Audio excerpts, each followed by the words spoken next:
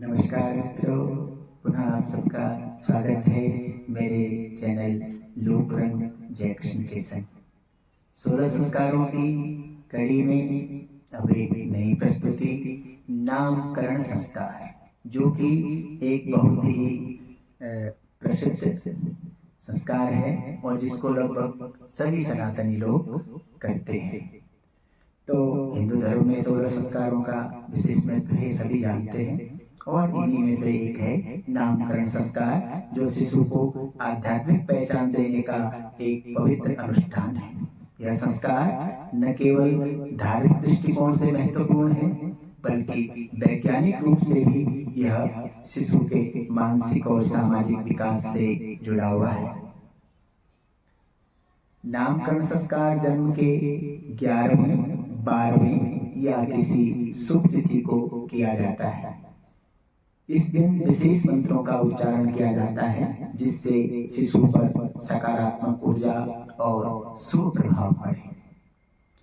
ओम नमः सोमाय च रुद्राय च।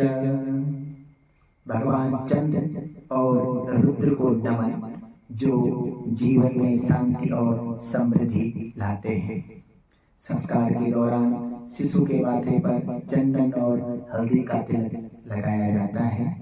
वैज्ञानिक रूप से हल्दी में एंटीसेप्टिक और एंटीबैक्टीरियल गुण होते हैं, जो शिशु की त्वचा की सुरक्षा करते हैं। चंदन ठंडक प्रदान करता है और मन को शांत रखता है।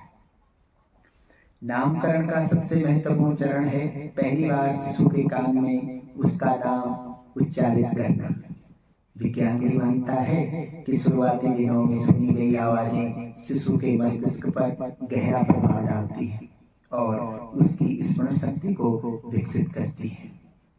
यथा सोमो महादेवो यथा सूर्यास्तदाग्नयः तत्तदायु प्रगृह्णामि नामकर्म तवेहितम्।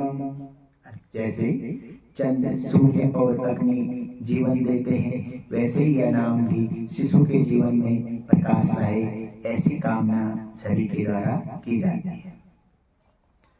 नाम न केवल एक पहचान है, बल्कि एक ध्वनि तरंग, साउंड वाइब्रेशन भी है, जो व्यक्ति के व्यक्तित्व और मानसिकता को प्रभावित करती है।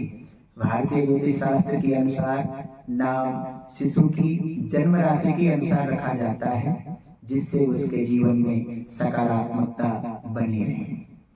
संस्कार के दौरान शिशु को सोने या चांदी के आभूषण पहनाए जाते हैं।